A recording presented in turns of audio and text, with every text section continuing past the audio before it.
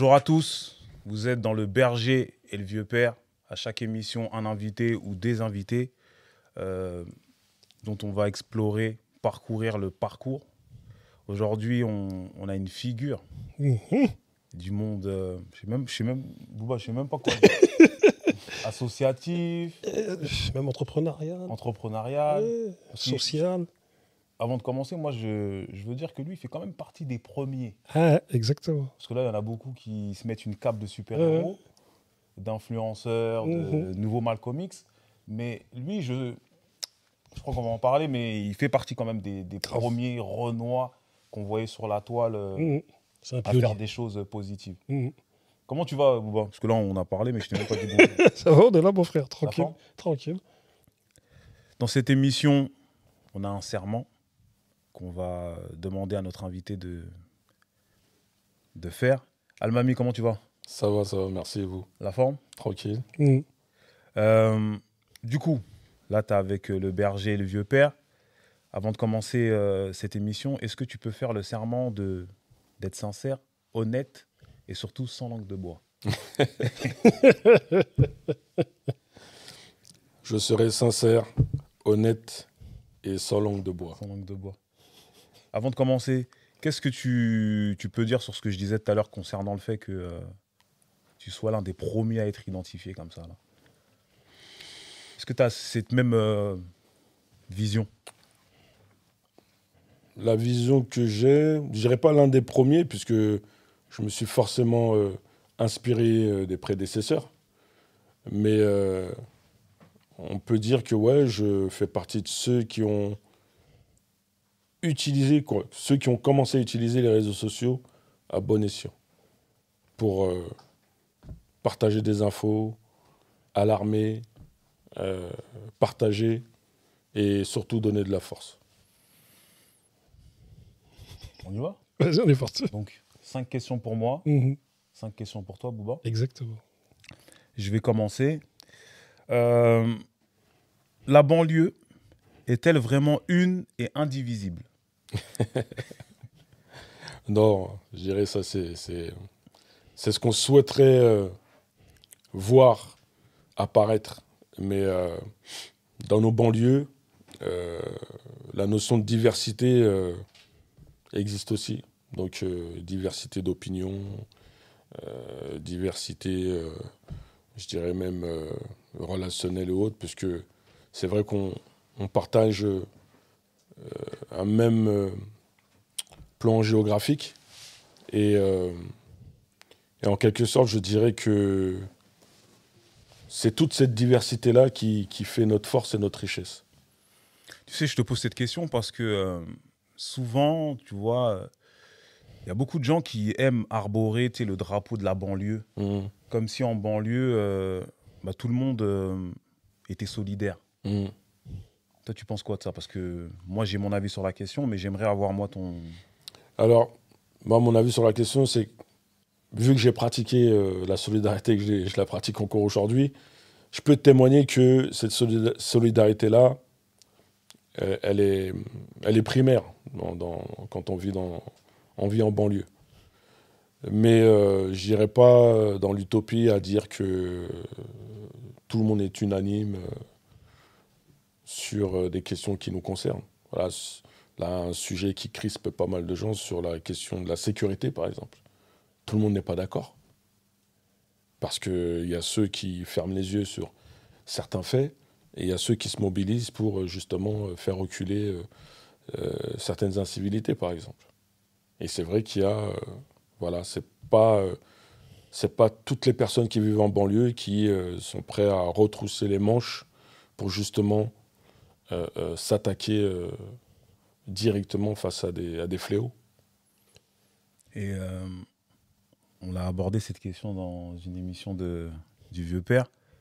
Pour toi, la cité, la banlieue, il faut y rester ou la quitter? Moi, je pense qu'il faut, en tout cas si on y reste, c'est de participer à l'effort de la cohésion sociale. C'est-à-dire faire évoluer les situations qui peuvent être précaires pour certains quartiers, mais en partir aussi. Parce que ce qui permet de prendre suffisamment de recul pour mieux agir, pour ceux qui y sont encore. Après, être dans la logique de oui, moi j'ai réussi, il faut que j'y reste, non, ça c'est faux. Tous ceux qui vivent en banlieue ou en quartier populaire, leur objectif principal, c'est d'évoluer socialement. Et évoluer socialement, vu les efforts politiques et humains déployés, je dirais, qui ne sont plus déployés, puisqu'il y a de moins en moins d'actions sociales dans ces quartiers, vaut mieux en sortir le plus rapidement possible. Mais, par exemple, moi, si je dois en sortir, et si j'en sors, c'est pas en tournant le dos.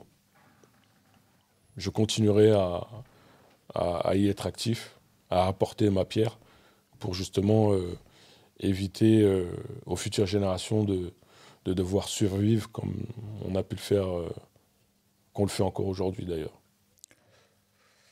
Les grands frères. Existe-t-il? Ça, c'est une question.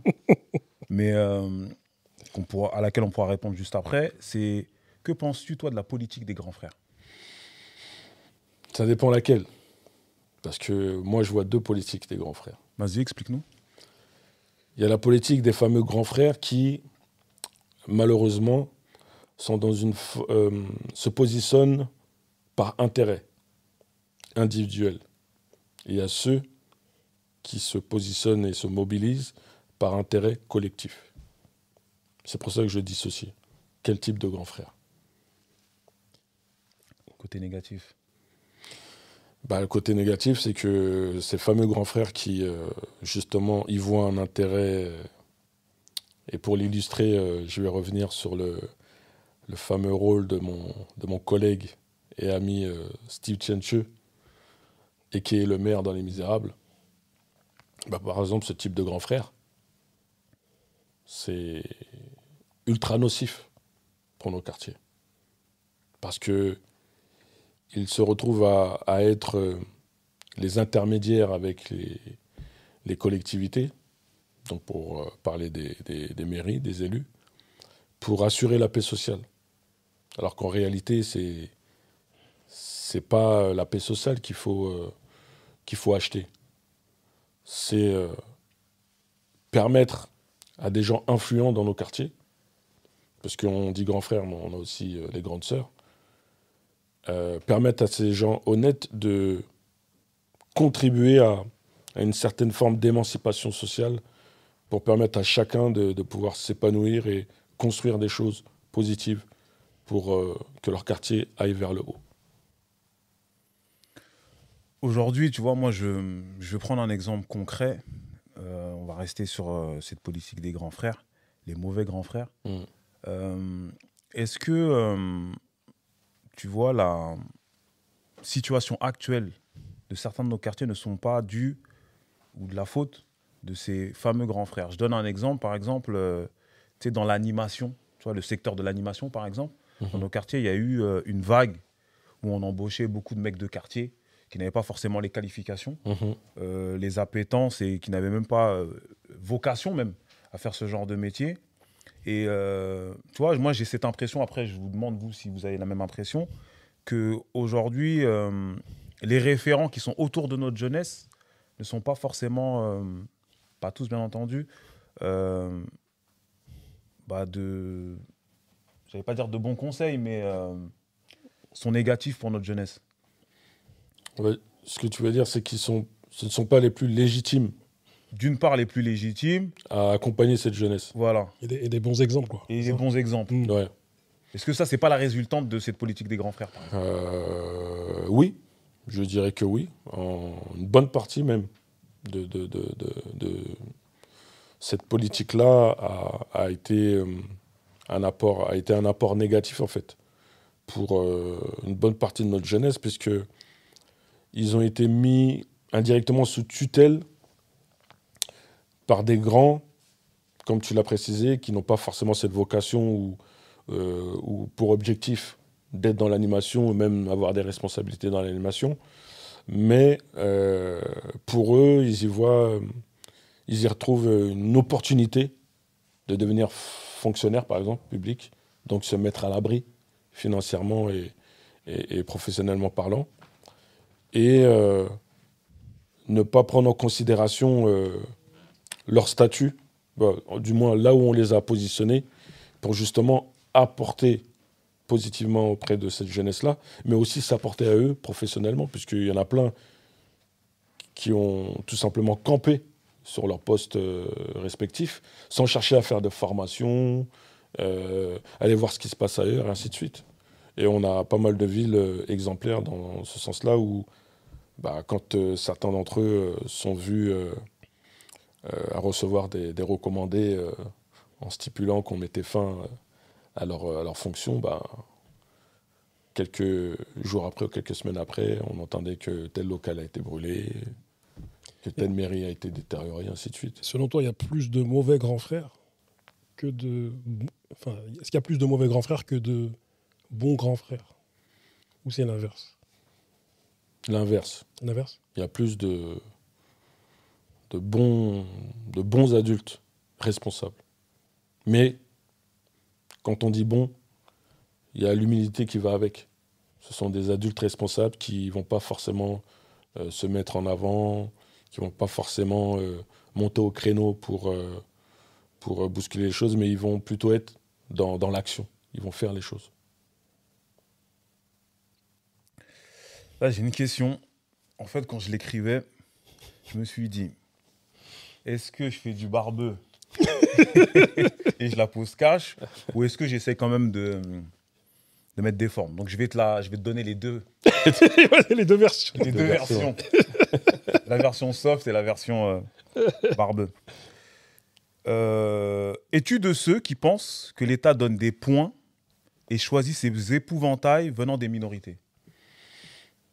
Oui. En gros, est-ce qu'il y a des rebeux et des noirs de service? Oui. Oui, et j'irai même plus loin. Pour prendre l'exemple des propos de Malcolm X, qui sont dans des termes un peu plus durs.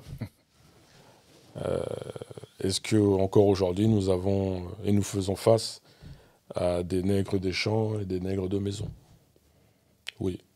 Et comment parce que là, on dit oui, mais c'est vrai que ceux qui nous regardent, ils doivent se dire, mais qu'est-ce qu'ils disent? En fait, comment toi, tu le traduis, ça, au quotidien? Je le traduis au quotidien que quand les autorités ou les collectivités sentent qu'il y a une certaine forme de conscientisation de masse qui est en train d'émerger et émerger de manière totalement autonome, c'est-à-dire des actions qui viennent du bas et non des actions qui viennent du haut, ils ont l'habitude, ils ont les moyens de mettre un frein à ce type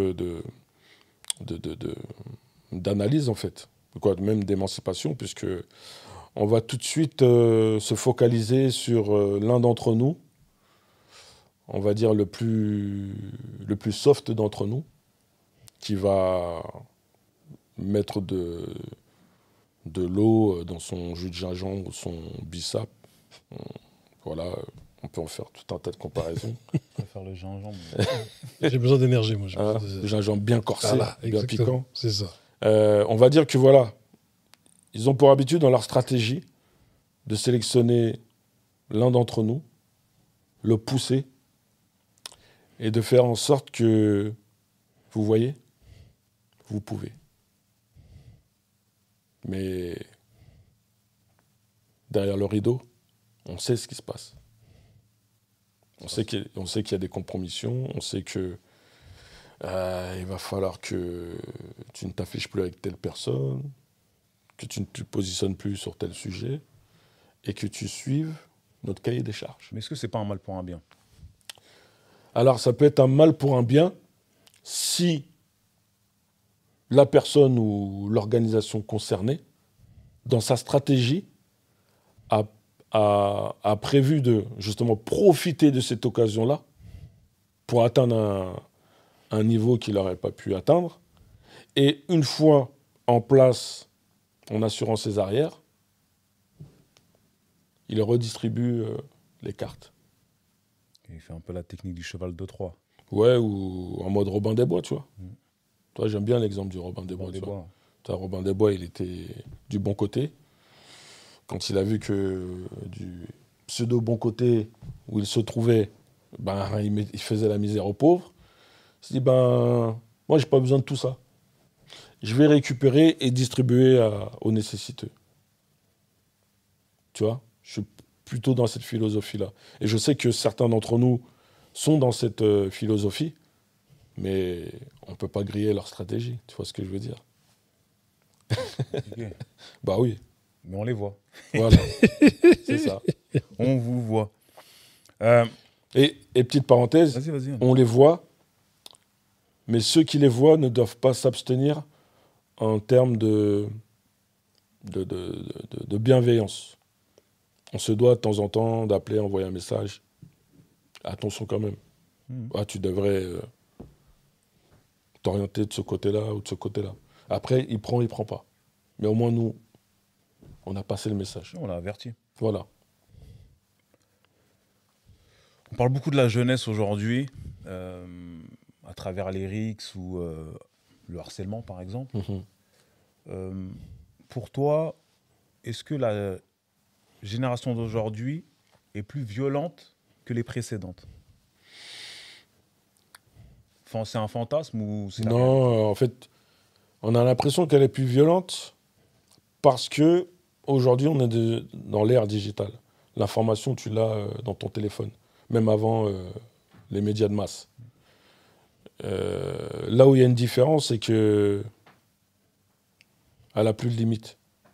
C'est-à-dire il y a moins d'éthique, il y a moins de code, il y a moins de sens moral. Là où nous, on a connu une époque où, quand il y avait conflit, on réglait ça à la loyale.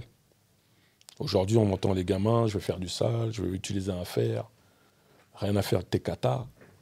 Tu vois ce que je veux dire? Et on est dans une société qui a fait croire que l'homme respectable, ben, c'est celui qui fait usage de la force ou de la violence. Alors que pas du tout. Tu vois, ils pensent, tu vois, ils confondent, tu vois, souvent, ouais, je me fais respecter en mettant des coups de pression. Mais non. La personne en face de toi va te craindre, mais elle va pas te respecter, en fait, dans le fond. Mais c'est important. C'est important. Là, ce que tu dis, c'est super important parce qu'il y a une différence entre le respect et la crainte. Être respecté et être craint. Exactement.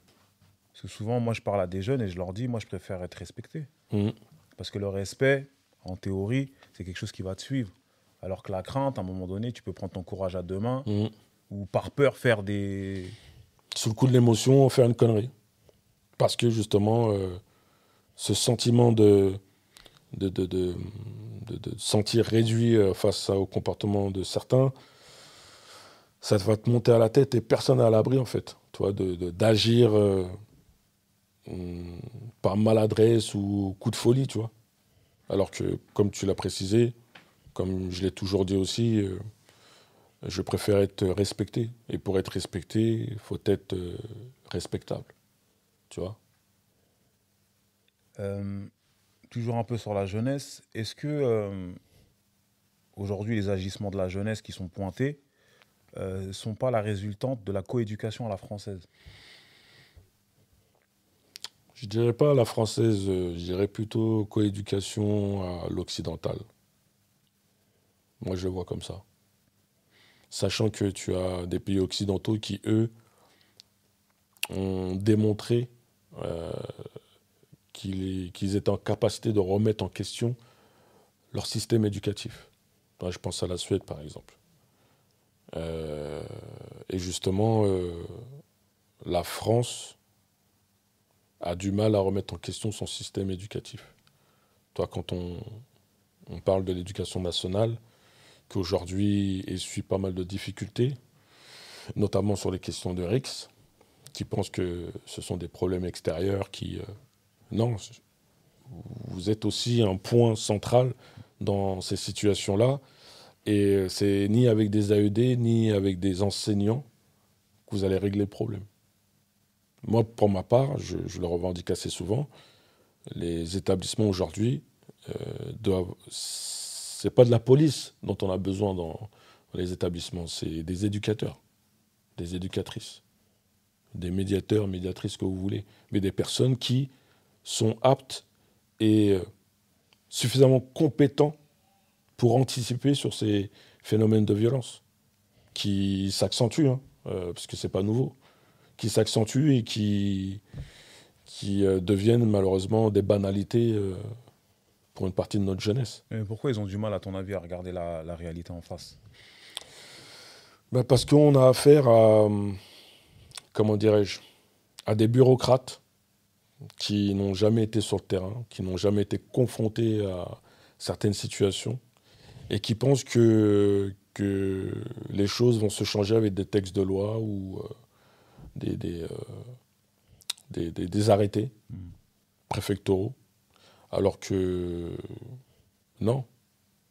Nous savons tous, du moins pour ceux qui agissent depuis un certain nombre d'années sur le terrain, auprès de l'humain en général, que ce travail-là, ben, c'est pas du texte, c'est pas de la répression.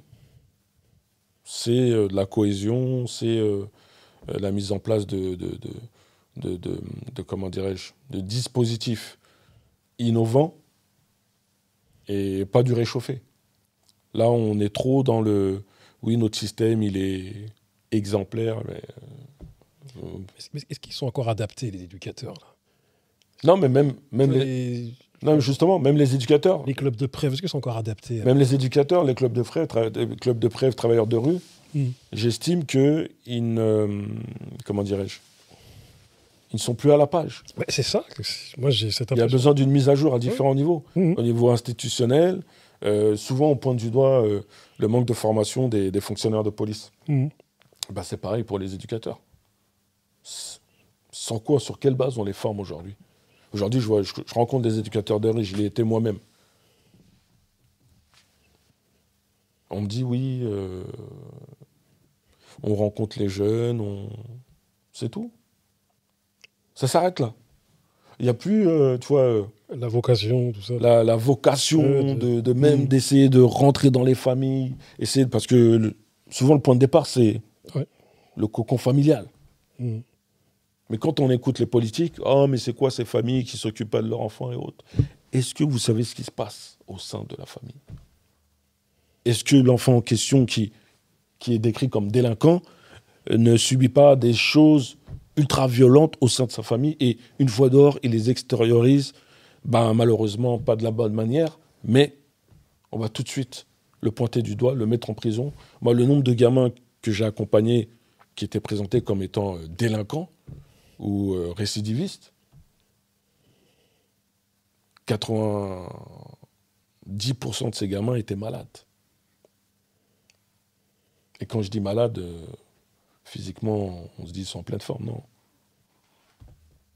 Atteints des différentes pathologies, de maladies mentales. Et ça, on n'en parle pas. Et j'ai l'impression, des fois, on se dit, ah, parce que c'est des jeunes de quartier, ah, ils sont solides. Parce que leurs aînés, leurs parents sont passés par des choses difficiles. Non. Nos parents, pour la plupart d'entre nous, ils ont pris sur eux. Et ils ne pouvaient pas se permettre de dénoncer ou de faire certaines choses comme nous, on peut le faire aujourd'hui. Par rapport à leur statut administratif et ainsi de suite. Mais nous, on n'a aucune excuse. Et effectivement, quand aujourd'hui je constate que la plupart des gamins en difficulté, les parents sont des parents de notre génération, là je me dis, en fait, il y a un problème. Tu vois, là, il n'y a même pas l'excuse de « Ah non, ils viennent du bled, ils ne maîtrisent pas la langue, ils ne maîtrisent pas la législation. » Non. Là, ça passe pas. J'ai un exemple récent là, mais là on est dedans en fait. C'est-à-dire que les enfants des quartiers là, c'est les enfants des grands des quartiers. Et même dans les RICS, même dans les, j'ai des exemples là, mais c'est hallucinant. Ah, mais moi ça me, tu sais, ça me sidère. Moi je suis très dur avec. Bon, après il y a des contextes hein, bien entendu, mais moi je suis très dur avec nos pères, on dira, parce que c'est nos générations, nos enfants peuvent avoir 20 ans, une vingtaine d'années, avec les parents qui laissent faire. Parce que tu peux faire et ne pas y arriver. parce qu'à un moment donné, la jeunesse, c'est un moment très compliqué à gérer. Mais j'ai vraiment un problème avec les parents qui laissent faire. Parce que pour la plupart, en tout cas en théorie, nos codes ressemblent beaucoup aux codes de nos enfants. Donc j'ai du mal à comprendre comment ces parents laissent faire ce genre, tu sais, par exemple les RICS, tu vois, ce genre de trucs. Ou par exemple, on a eu les révoltes l'an dernier, tu sais que dehors ça brûle tous les soirs, bah, ton enfant tu le laisses pas sortir. Ben non. Fin. Il va te faire quoi ton enfant? Je parle des pères, hein, parce qu'après les mères c'est une autre situation. Mais si le papa est là, il va faire quoi ton enfant? C'est clair. Est-ce que c'est pas dû à le manque de maturité de certains mecs, hommes de quartier qui à un moment donné n'ont pas passé le cap? Je sais pas. Je pense non, il y a ça aussi, mais tu as aussi ceux qui pensent que, pour parler de ceux qui se sont faits aussi dehors, dans la rue, ils pensent que oui, c'est un apprentissage pour mon enfant aussi. C'est ça. Mais le dehors d'aujourd'hui, c'est pas notre dehors. C'est ça. Tu vois? Hier, j'en parlais avec des amis, je dis, oui, dans le fond, ça me dérange, tu vois, parce que j'ai que des filles, mais je suis obligé de les géolocaliser, en fait. C'est de ma responsabilité. Avec ce qui se passe aujourd'hui, je suis obligé de savoir où sont mes filles, si elles ont fini les cours, si elles prennent le bon trajet. Je suis obligé. C'est obligé.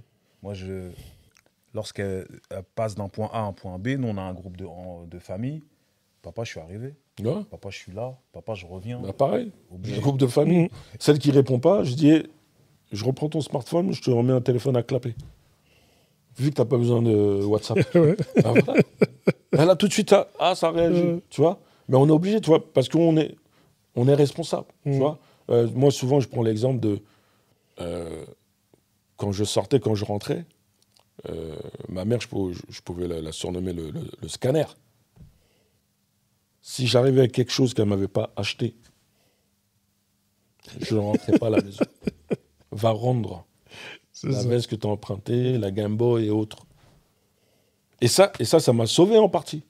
Parce que ça m'a empêché de ramener des conneries à la maison. Même si une fois, ça m'est arrivé, mais sur le coup, tu vois, j'ai pas fait attention. C'est après, j'ai dit, waouh, j'aurais pu me retrouver à -10 parce que j'ai voulu rendre service et parce que, voilà, on m'a appris d'être serviable, tu vois, quand on pouvait, mais pas dans le sale, tu vois. Tu vois ce que je veux dire? Et tous ces réflexes-là, tu vois, et je sais que c'est de plus en plus compliqué parce que nos enfants, on revient à l'éducation nationale, vont à l'école, ils ont des amis. Leurs amis leur racontent ce qui se passe à la maison. Ouais, moi, mon père, moi, c'est cool, c'est ci, c'est ça. Et elles se comparent avec leurs camarades. Elles se disent, ouais, ah non, moi, mon père, il est dur. Non, ton père, il n'est pas dur. Il est juste. Après, s'il y a des parents qui sont laxistes et légers sur le plan éducatif, ils paieront les pots cassés après. Tu vois? Après, même si, voilà, on fait en sorte de mettre un cadre, aujourd'hui, on peut se dire, on n'est pas à l'abri, tu vois. On n'est pas à l'abri. Mais au moins, on aura ce positionnement à se dire, ce raisonnement en se disant, j'ai fait ma part. Ouais, c'est pour ça que tout à l'heure, je faisais la distinction entre ceux qui font et ceux qui ne font pas. Exact. Dernière question. On a eu une période difficile pour tout le monde, le confinement, le Covid. Et moi, je me suis rendu compte de quelque chose. J'ai l'impression qu'il y a beaucoup de gens qui se sont rendus compte qu'ils étaient noirs après le Covid. Pourquoi je dis ça? C'est que j'ai l'impression qu'on est dans un jeu virtuel aujourd'hui à la recherche du nouveau Malcolm X, à la recherche de la nouvelle Rosa Parks. Est-ce que tu vois la chose comme moi je la vois? Alors tu vas tu vas me confirmer. Moi, je parle de... Tu vois pourquoi j'ai du mal aujourd'hui quand on me présente comme militant, je dis non. Aujourd'hui, ce mot-là, il est tellement devenu fashion, tu vois, comme ce que tu décris. Je dis non, moi, je suis un activiste. Ne me mettez pas dans la case de ceux qui, aujourd'hui, s'inventent une vie. Même si je pense que certains, il y a un fond sincère, mais c'est maladroit. Tu vois, comment c'est apporté, comment c'est amené. Et moi, ce que je constate, c'est qu'il y en a nombreux, il y en a certains qui se positionnent comme s'ils avaient inventé l'eau chaude. C'est ça le pire. Je dis, mais tu présentes le sujet comme s'il n'avait pas été traité en amont et par des anciens. Je dis, on n'a rien inventé. Hein. On est dans la continuité de certaines luttes, de certains combats. Mais avant nous, il y a des gens qui avaient déjà posé les premières pierres. Et ça me fait rire, tu vois, rire nerveux. Mais je dis, mais ils sont quand même culottés. En fait, je comprends aussi, parce que les gens sont de plus en plus naïfs. Ils ne vont pas chercher l'information. Ils s'arrêtent juste sur les quelques secondes proposées par les stories, par l'effet TikTok. Ah bah, j'ai vu sur TikTok, c'est bon. Là, je me prends la tête avec une de mes filles par rapport à ça. Parce qu'elle a vu l'information sur TikTok, c'est la stricte vérité, il n'y a pas autre chose. Nous, on était obligés de fouiller dans les encyclopédies. Il n'y avait pas de Google, il n'y avait pas Internet. On fouillait, on cherchait. Et encore aujourd'hui, même à l'ère d'Internet, je fouille, moi. J'ai dit, quand il y a un truc où j'ai un doute, je fais mes recherches. Tu vois? Et après, quand je suis éclairé, je dis, ah, ok, c'est bon. C'est bon pour moi. Mais aujourd'hui, il y en a beaucoup, et comme tu le dis, ils ont découvert qui ils étaient, ce qu'ils représentaient, ce qui pouvait faire peur, ce qui peut faire peur à certaines personnes. C'est pas nouveau. Bonne chose. Vaut mieux tard que... Est-ce qu'on peut leur dire Oui. vaut mieux tard que jamais? Vaut mieux tard que jamais. Mais n'oubliez pas qu'il y a des antécédents. Il y a du passif. Nos parents ont contribué à beaucoup de choses aussi. Tu vois, ça, il ne faut pas oublier de le rappeler aussi. Mais il y en a plein. Et comment tu vois ceux qui se positionnent en leader? Beaucoup de comédiens. Beaucoup de comédies. Parce que, pour moi, tu ne peux pas te prédéfinir comme étant leader ou porte-voix si ce n'est pas la population qui te nomme. Si tu t'autoproclames, c'est qu'il y a déjà un problème. Il y a un problème existentiel. Surtout les individus qui changent d'identité ou de philosophie en cours de route. Bon, je sais tous qu'on se recherche tous, mais là, quand on est adulte, on ne se recherche plus. Tu vois ce que je veux dire? Tu vas apprendre des choses, tu vas évoluer, mais ne profite pas de la naïveté du peuple, quoi, d'une partie du peuple. Est-ce que pour toi, comme est-ce que les jeunes, ils parlent beaucoup qu'il y a des gens qui vivent que pour les caméras. Est-ce que pour toi, est-ce que tu les trouves plus sincères que vous à l'époque? Parce que toi, tu as fait partie de la brigade anti-négrophobie aussi. C'est-à-dire, vous avez fait plein d'actions, Guerlain. Je suis même à l'époque, ils étaient passés dans... Il y avait la commémoration de l'abolition de l'esclavage, là, où ils vous avaient empêché de rentrer avec vos t-shirts, tout ça. Sachant que certains d'entre nous étaient invités officiellement. Voilà, exactement, c'est ça, tu vois. Comme moi, mais je me suis retrouvé molesté par... Et avant, c'était moins hype d'être... Avant, on disait que c'était des pro-blacks, tu vois, des gens qui étaient militants noirs. Maintenant, on dit militants afro. Ou antiracistes. Oui, antiracistes. Est-ce que pour toi, aujourd'hui, c'est... Est-ce que tu les trouves moins sincères que vous à l'époque? Parce qu'en plus, avant, il n'y avait pas tous ces réseaux sociaux, il n'y avait pas tout ça. C'est pour ça que je parlais de comédie.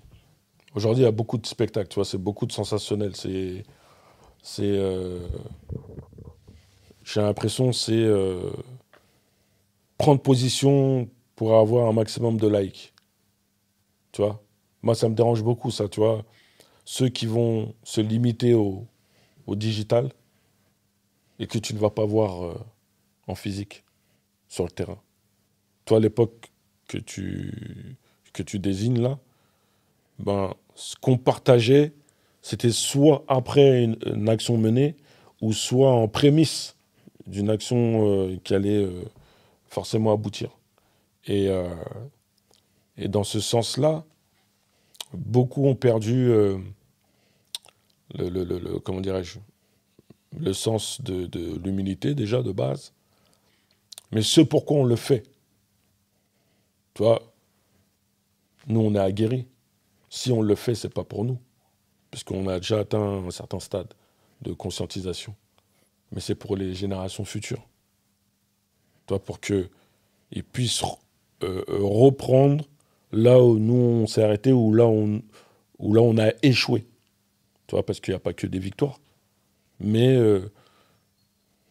tu vois, souvent, je dis, même toi, dans mes engagements politiques, les gens pensaient que je voulais tout de suite devenir maire ou avoir un siège politique. J'ai dit non. J'ai dit, j'ai posé une première pierre. Et la preuve, aujourd'hui, des gens sont élus, occupent des postes de responsabilité dans des partis ou non. Mais quand ils me croisent en privé, ils me disent « Ouais, votre affiche, votre campagne de l'époque m'a inspiré. Ça a été mon déclic. » Pour moi, l'objectif, il est là.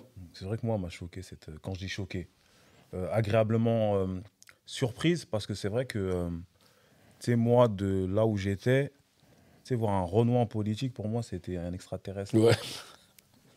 Mais souvent, je dis, je fais le lien, je dis, on est des mutants, tu vois. Moi, comme je suis fan des Marvel, X-Men et tout ça, je dis, on est des mutants. X-Men. Tu vois. En plus, c'était super bien trouvé, parce que moi, je me rappelle, c'était affiché partout. Tu vois, je crois qu'il y avait, t'étais en photo, et du coup, je crois qu'il y avait des flèches qui allaient exactement. sur ta barre. Ah oui, oui. Tu sais, il y avait, et franchement, sur les stigmates que la société nous impose, tu vois. Et et c'est vrai que moi, c'est comme ça en fait que je t'ai découvert dans un premier temps. Et après, je crois, via la vidéo de Brigade Anti-Négrophobie. Oui. C'est comme ça en fait que moi, je t'ai découvert. Mais ouais. Comme tu dis, c'est-à-dire que c'est pour ça que tout à l'heure, même si on était un peu dans la dérision au départ, mais moi, je te voyais comme l'un des premiers. Parce que du coup, comme tu l'as dit là précédemment, c'est qu'aujourd'hui, on a des députés. Ouais. Et que je crois qu'à l'époque, c'était pour les législatives. Ouais, c'est ça. Tu vois, législative de 2012, ouais. Et 2 ans avant, 2010, c'était pour les régionales. Tu vois, 2008, municipal. Donc on a commencé localement et après, le réseau s'est élargi. On s'est dit, tac, tu vois.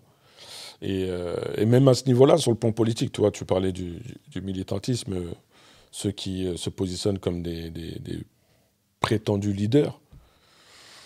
Je le vois même politiquement. Il y en a, ils se permettent d'organiser des réunions, de convoquer des cadres politiques, de partis politiques en place depuis des années. Et toi, tu décides de donner rendez-vous au nom de tel département ou tel secteur. Je dis, nous, on n'existe plus. Et tu es obligé des fois de rappeler à l'ordre. Je dis, c'est pas comme ça la vie, les gars. parce que tout à l'heure, là, je fais un dernier lien, après, je te laisse la main, Bouba. Tranquille. Parce qu'on fait des ponts. Tout à l'heure, je parlais de noirs et robots de service. Là, tu parles de politique. Est-ce qu'aujourd'hui, malheureusement, on n'est pas en plein dedans? Tu vois, parce qu'il y en a de plus en plus. Surtout là, ces derniers mois, ces dernières années, il y en a de plus en plus.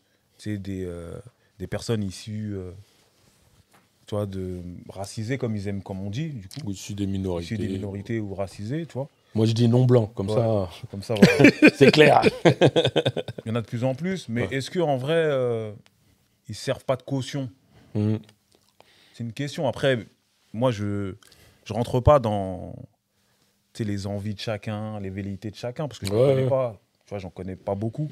Mais moi, c'est un peu l'impression que j'ai, moi, de loin.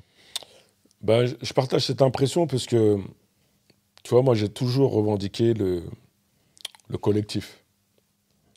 Et tu le vois tout de suite, quand un individu monte au créneau pour parler au nom d'eux, s'il est réellement collectif ou non. Il faut juste voir ses actions et les termes qu'il peut employer ou les initiatives qu'il peut prendre. Et moi, j'ai toujours favorisé la concertation. Toi, c'est-à-dire que à l'époque de certaines actions, coups de poing qu'on mettait en place, j'ai toujours le même cercle où je vais appeler ou envoyer un message. Ouais, vous pensez quoi de ça? Et en fonction des retours, eh ben, je vais peser le pour et le contre. Je fais pas.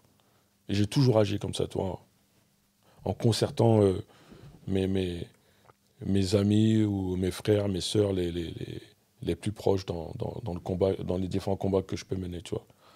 Et c'est même politiquement, tu vois, moi, mon expérience personnelle et locale m'a permis de mettre autour de la table même des personnes qui ne me ressemblent pas, tu vois, physiquement, même socialement. Et ça a permis de prouver que même quand on est issu d'un quartier populaire ou originaire d'un autre continent, on est aussi légitime pour représenter la masse. Dernièrement, je crois que c'était lors de l'Assemblée des quartiers, un monsieur du public qui posait la question oui, est-ce que vous pensez qu'avec une entité comme l'Assemblée des quartiers, vous avez cette légitimité à représenter tous les citoyens d'un territoire? En gros, qu'est-ce qu'il voulait dire? Je traduis. Vous, Noirs et Arabes, vous pensez que vous êtes légitime de représenter même les Blancs? J'ai souri, j'ai dit ah là là, toi, tu sais pas ce qui t'attend. Et je lui ai répondu gentiment. J'ai dit, vous savez, monsieur, il y a longtemps que j'ai compris, parce qu'on nous a laissé longtemps croire que c'était pas pour nous. Ma citoyenneté, je l'ai appris sur le tas. C'est pas l'éducation nationale qui m'a... tu vois, d'ailleurs, on n'avait plus d'éducation civique. Donc j'ai appris sur le tas. Quand j'ai appris en lisant sur un site de la préfecture qu'on pouvait se présenter sans prendre sa carte dans un parti politique, j'ai dit, mais qu'est-ce qu'on attend en fait? Et quand j'ai fouillé, j'ai vu que sur Toulouse, dans les années 80, tu avais la liste des motivés, une liste citoyenne qui avait fait un bête de score. Et dans d'autres villes, ça a fait pareil. Et ils ont flippé, ils se sont dit, ah, on va éteindre toutes ces initiatives. J'ai dit, mais let's go les frères. En fait, qu'est-ce qui nous empêche? J'ai dit, donc nous, on doit accepter qu'un Emmanuel Macron parle en notre nom et nous laisser sous-entendre que, ouais, non, un Mamadou, un Bouba, un Serge d'Afrique, tu vois, n'est pas en capacité de représenter les citoyens français. Et je lui ai dit non, monsieur. J'ai dit on a autant de légitimité que n'importe quel blanc avec qui on partage les mêmes droits, les mêmes devoirs. Et il est là ce problème, c'est parce que tu as encore des gens qui ont cette logique paternaliste, même coloniale. Tu vois, ils ont encore cette grille de lecture. Alors que moi, je le dis toujours, en fait, les frontières que les histoires et la société nous a imposées, j'ai décidé de les effacer. Donc c'est pour ça que des fois, tu vois, on peut nous prendre pour des fous dans ce qu'on va lancer comme initiative et tout. Je pense même pour vous, tu vois, quand vous avez décidé de lancer vos médias indépendants, j'ai dit, ah... On nous a pris pour des... J'ai dit, arrêtez les gars. Pour des fous. Arrêtez, s'il n'y a pas les sous. Tu vois, c'est même le discours capitaliste. Ouais, s'il n'y a pas les sous, c'est mort. On sait tous que s'il n'y a pas l'essence, s'il n'y a pas l'huile, tu vas nulle part. Mais ça se travaille. Tu vois? Et peut-être que demain, on va tomber... tu vois, souvent, je caricature. J'ai dit, ouais, dans la salle, il n'y a pas un Bruce Wayne par hasard ou qui a tellement de sous que ne sait pas quoi en faire. Ben voilà, là, il y a un beau projet, là. Tu vois? Je sais que ça arrivera un jour. Mais quand? Est-ce que de notre vivant, on va voir l'un d'entre nous qui a bien réussi et qui pèse financièrement et qui en a rien à faire des critiques des oligarques ou des aristocrates qui n'acceptent pas qu'on puisse faire les choses sans leur demander l'autorisation? Ça verra le jour. Ouais, ça verra le jour. Mais c'est à nous de préparer peut-être les futurs Bruce Wayne, tu vois. Parce que moi, j'ai une phrase qui dit la génération d'aujourd'hui, la génération future doit être meilleure que la précédente. C'est clair. Moi, en tout cas, c'est ma vision. Ouais, pareil. Ouais, bah, pareil. Tu vois, on nous a transmis, on nous a apporté, à nos tours de transmettre, à apporter. C'est ce qui se passe aujourd'hui. On le voit, on a des petits, chacun on connaît des plus jeunes qui sont aguerris, là, tu vois. De plus en plus. Ouais. Ça sonne l'espoir, tout ça. Ça sent l'espoir, en tout cas. Ah ouais, non, mais tu vois. Je peux dire qu'on est des grands frères positifs. Vas-y, Bouba, je te passe la main. Serais-tu le GOAT, le numéro 1 du milieu associatif, politique, banlieue parisien? Non. Non. Mais il y en a qui estiment que c'est toi. Regarde, nous-mêmes, j'ai l'expérience de mon expérience. Avec Kizo, nous, on était enfermés dans Grigny-Évry-Corbeil. Tu te souviens ou pas 91. Tu vois. Et du coup, lorsqu'on a fait Gang Story, c'est là que Kizo me dit, vas-y, viens, on va à Fresnes, on va faire... on a tourné Gang Story. Moi, j'animais les débats, tout. Et moi, je t'avais déjà vu en 2005, concert 213 au stade de Fresnes. J'avais vu un peu l'engouement qu'il y avait autour de lui. Je vois, les gens ils viennent le saluer, tout ça. Je dis, mais c'est qui C'est l'ancien. On était en 2005, hein, tu vois. Et puis, il y avait Silencieux ce jour-là aussi, tu vois. Et du coup, voilà, de fil en aiguille, moi, ce que j'ai constaté, c'est que j'ai l'impression que tu es le fusible. C'est toi le fusible. C'est toi qui as mis en lien. Regarde, carrément même, le fait que ce jour-là, on fasse ce Gang Story à Fresnes m'a emmené à ce que je vienne habiter à Villepinte et que je rencontre ce monsieur. Donc en fait, c'est toi le lien indirect. Tu vois ce que je veux dire? C'est toi le lien indirect, parce que si je n'étais pas allé et que Kizo m'avait pas dit... S'il n'y avait pas eu la connexion... Voilà, par ton biais, j'aurais pas rencontré ce monsieur. Est-ce que c'est pas toi le numéro 1, mon frère? Non, c'est pas le numéro 1.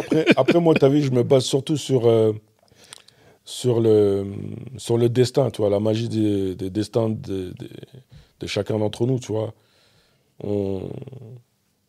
vois, il parle d'actes positifs et moi, je me suis toujours basé sur ça, tu vois. C'est quand tu croises des personnes qui ont une bonne vibe, qui ont un bon mindset, pourquoi t'en priver, tu vois? Tu sais, on est amené à tisser des liens, à réseauter. Et c'est vrai que moi, j'avais toujours un problème. C'est le constat que je faisais à l'époque. J'ai dit, mais Grigny, ils sont trop fermés entre eux. Sur eux, là, comme ça. J'ai dit, non, les frères. Je dis, venez, on partage l'expérience. Chacun, on s'invite et tout, tu vois. Et regarde, ça a payé. Ça paye encore aujourd'hui, tu vois. Parce que on a fait cet effort d'effacer, en fait, les frontières qui nous ont dessinés. En fait, eux, pour ceux qui sont au-dessus, là, qui pensent faire la pluie et le beau temps, ils nous aiment bien à partir du moment où, quand on crée nos choses, ça reste entre nous.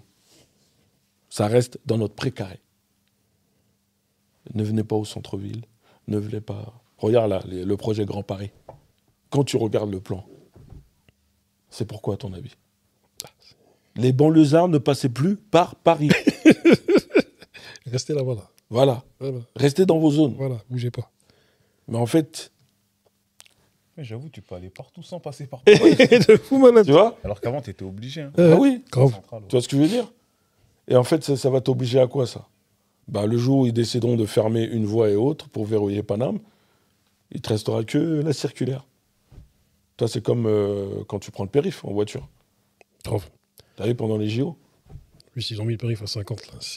Tu vois ce que je veux dire? Quelque chose. Et moi, tu vois, avec tout ça, je me suis dit, en fait, j'ai développé une philosophie. Les gens disent, ouais, toi, t'es trop ouf, toi. En fait, là où ils veulent nous emmener, moi, j'ai toujours pris la tangente. J'ai dit, s'ils veulent nous emmener là, s'ils nous facilitent là ce chemin, c'est qu'il y a anguille sous roche. Je vais emprunter l'autre chemin, même s'il est plus long. Tu vois ou pas? Parce que c'est des stratagèmes qu'on voit dans les films et qu'on a entendus via des histoires d'anciens. Et ça revient à ce que je disais tout à l'heure. J'ai dit, si on fait l'erreur de repartir sur des erreurs qui ont été déjà commises, ça ne sert à rien. On doit repartir là où il y a eu échec et là où il y a eu réussite. Mais pas reprendre du début, tu vois ce que je veux dire? Et pour moi, l'important, c'est que on doit être une génération no limite, tu vois. Tu vois, souvent on nous dit, même c'est pareil pour vous, on a plusieurs casquettes. Je dis, ouais, vous avez combien de vies?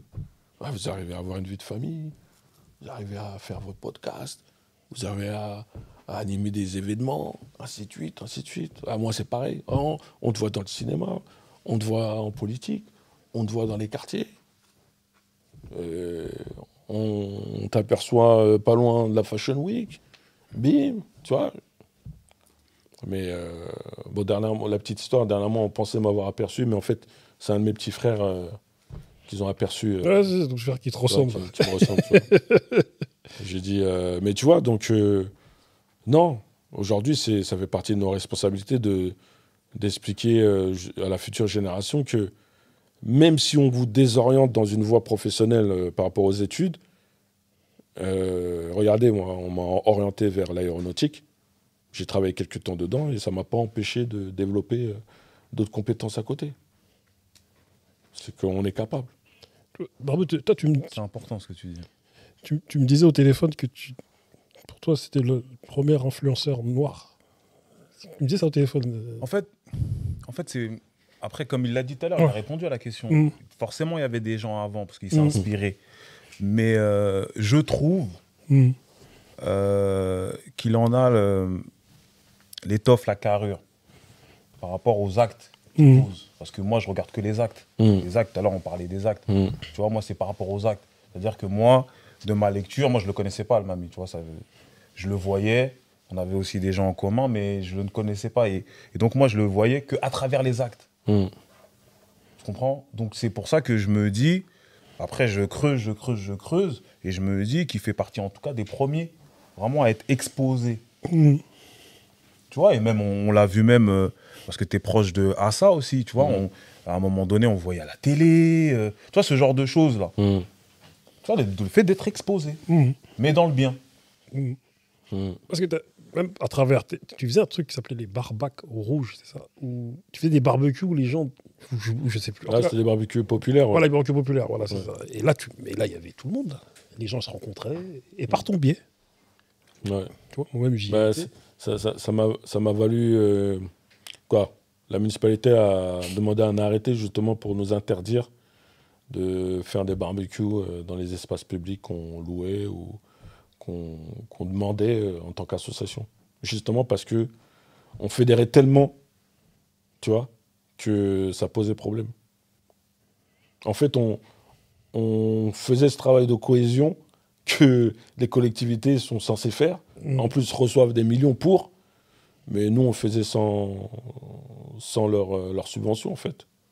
Mais c'est vrai que, ouais, on a toujours eu ce comment dirais-je, ce réflexe de faire croiser les gens, de fédérer. Tu vois, là, ça me fait penser à un événement qu'on avait fait pour faire la restitution d'un projet de construction d'orphelinat au Mali.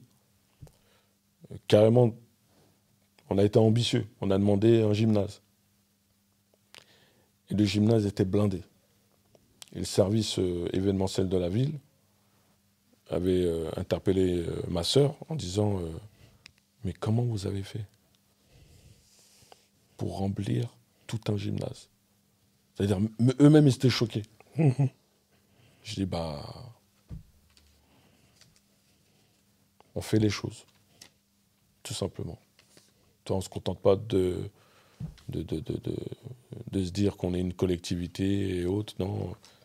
Et c'est parce qu'on a été confronté aussi à une certaine forme de paternalisme de la part de certains élus, tu vois, qui nous regardaient de haut. Tu vois, je me rappellerai toujours la première fois où je voulais créer mon association. En fait, je ne voulais pas créer d'association, je voulais avoir des créneaux. Je voulais savoir comment on fait pour avoir des créneaux pour le gymnase d'en face de chez nous, tu vois, pour pouvoir jouer au foot ou au basket, tu vois, quand il flottait. Et là, tu as l'élu, il me dit vous êtes une association? Non, je ne peux rien pour vous. Et là, je demande naïvement comment on fait pour créer une association. Et lui, il nous balance la faux, il faut aller en préfecture, mais ça prend du temps, tu vois. Des arguments pour me décourager. Mais le gars, je crois qu'il il connaît pas le déterminisme d'un Soninké. Mon côté Soninké têtu, là, tu vois. Et on a été en préfecture, on a posé les papiers. Ça a pris un mois après, parce qu'il nous a balancé. Bon, revenez me voir quand vous aurez l'attestation. Vous êtes revenu vite, hein? Ah, on est revenu. Et quand on est revenu, on voyait dans son visage. Il ne voulait pas nous voir. Et il a fini par craquer, il a posé sa question. Qu'est-ce que vous me voulez? Qu'est-ce que vous voulez faire? Et moi, naïvement, à cette époque, je balance, j'étais loin des histoires politiques. Hein. Je dis, comme ça, spontanément, on veut fédérer les quartiers de la ville. Et il fait un bond comme ça en arrière, sur son fauteuil. Et moi, je n'ai pas compris. Je dis, mais on ne l'a pas insulté, là. Et en fait, c'est ce jour-là qu'ils ont commencé à leur stratégie contre moi. Parce que je t'ai vu comme un danger. Je dis, lui, là, il veut fédérer les quartiers de la ville. Donc, pour eux, c'est politique. Alors que non, moi, c'était dans l'idée de...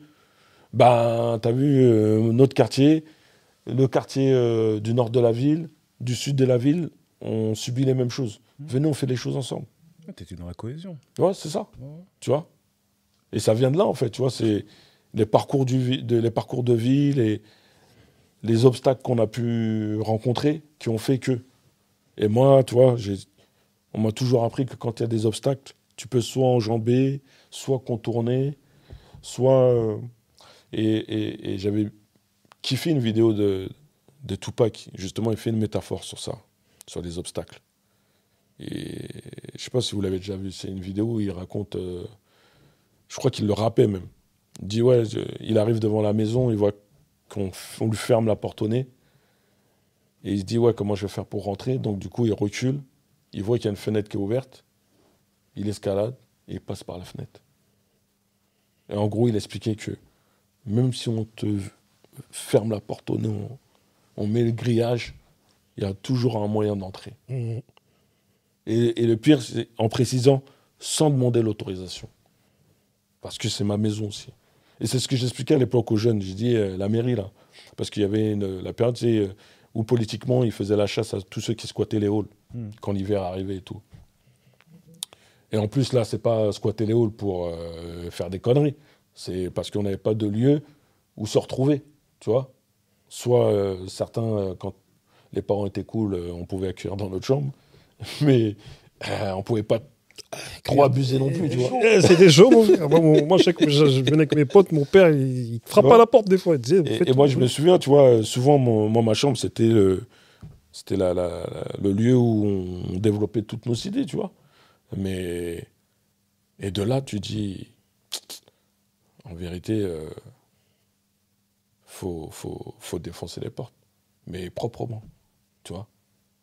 Il y en a qui ont voulu défoncer les portes en faisant des gros bras. Ouais, nous, on sépare le sale. Ouais, c'est... Non, le rapport de force, tu peux l'apporter à un certain level encore plus puissant sans perdre tes fracas.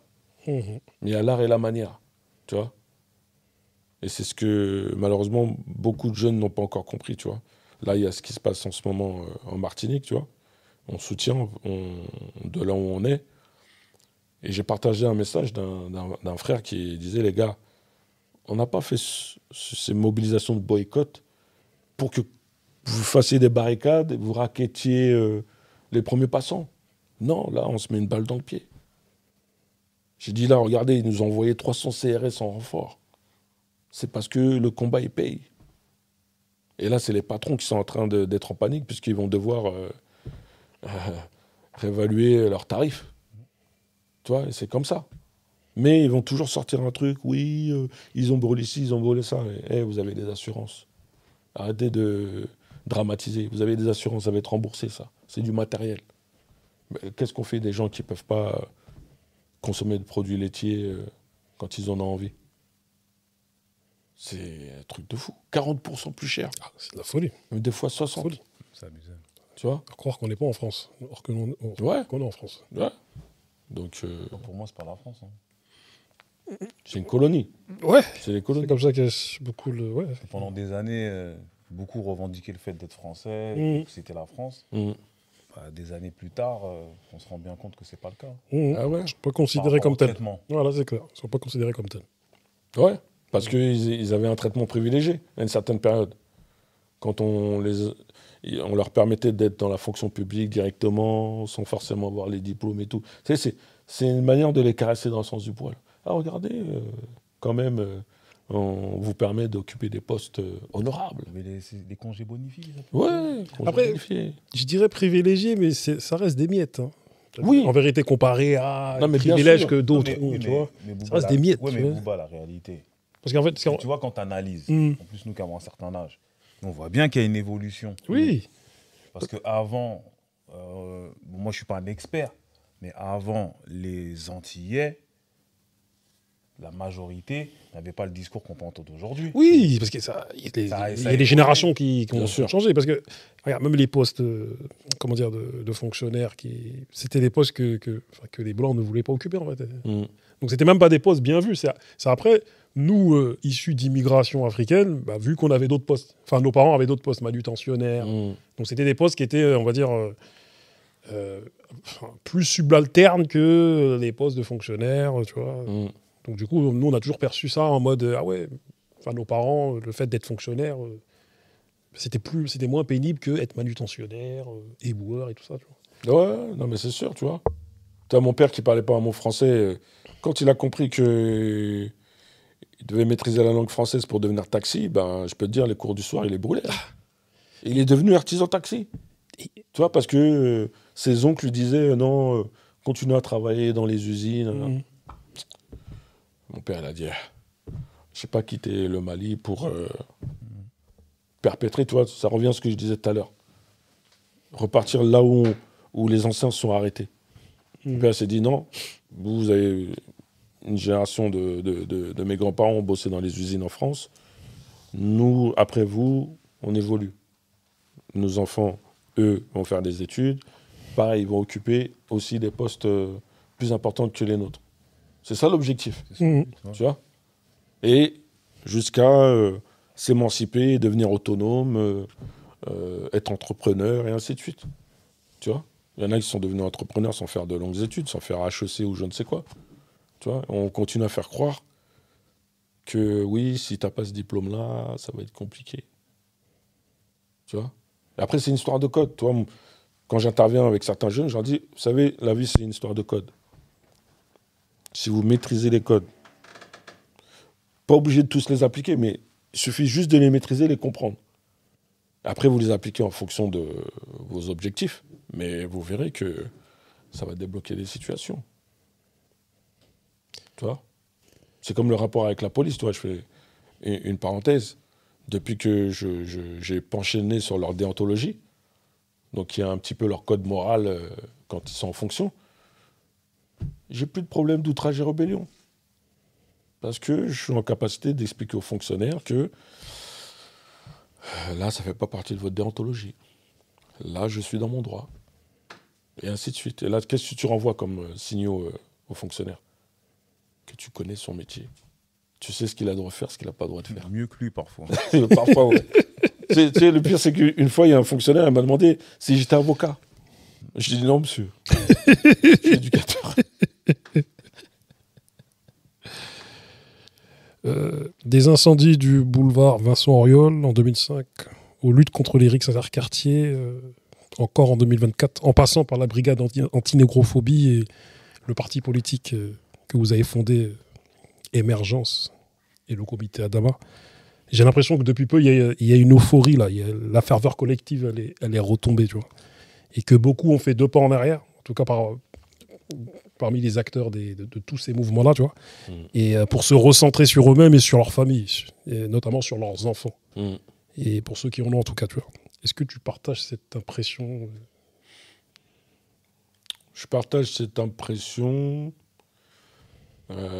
oui, parce que pour mon cas personnel, il a fallu que je prenne un peu de recul. Parce que, voilà, tu fondes une famille, tu as tes aînés qui grandissent, il faut être présent.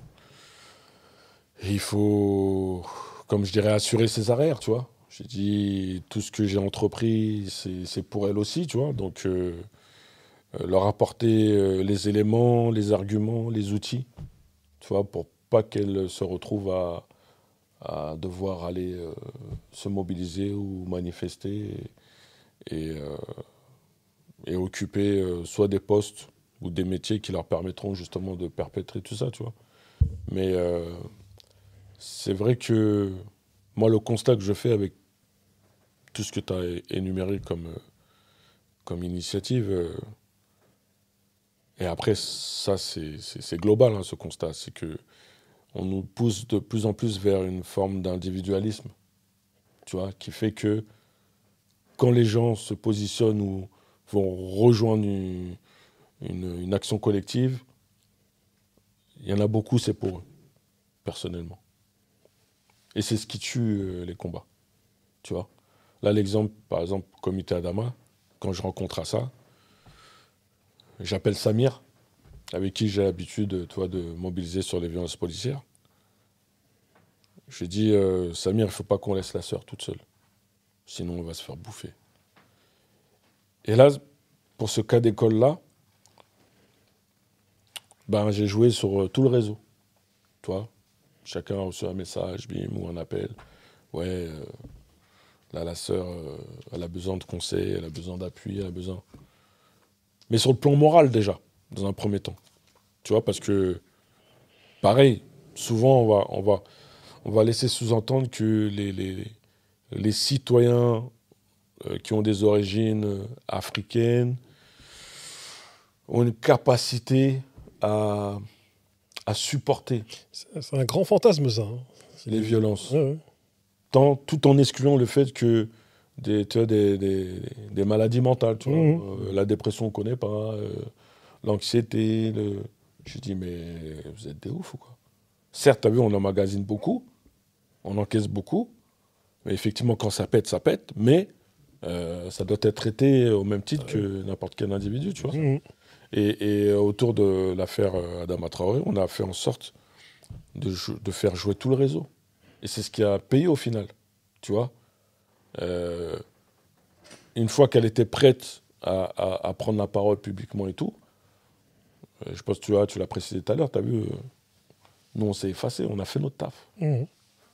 On a mis en lien avec les personnes qu'il fallait. Et quand ça a été médiatisé au niveau international, et ça je l'avais prédit en plus à ça à l'époque, quand l'affaire va dépasser l'Hexagone, tu vas voir l'effet boule de neige. Regarde, aujourd'hui, le cas Adama est utilisé comme cas d'école auprès de l'ONU sur la question des violences policières. Et du coup, ce qui permet à l'ONU de demander des comptes à la France. Bah alors, pays des droits de l'homme, vous pouvez nous expliquer cette situation? Après, il y a eu Naël. Pour le coup, là, il y avait des images. Bah alors, je pensais que vous étiez les plus exemplaires sur le traitement humain, et ainsi de suite, contre les injustices et les inégalités. Tu vois?